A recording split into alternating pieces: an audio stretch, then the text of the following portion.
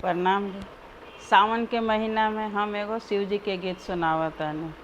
माई है कहाँ माँ बहेला झिलमिल नदिया, माई है कहाँ माँ लागल फूल के बगिया, माई है कहाँ माँ लागल फूल के बगिया।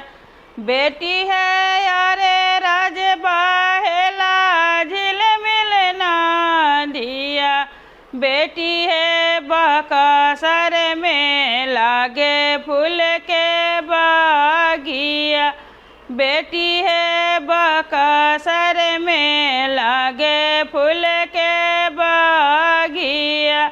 माई है कथिए पहिरी जल भरबा, माई है कथिए पहिरी फूल लोरबा, माई है कथिए पहिरी फूल लोरबा। बेटी है पियरी पहिरी जल भरिहा, बेटी है लाल पहिरी फूल लोरिहा, बेटी है लाल पहिरी फूल लोरिहा।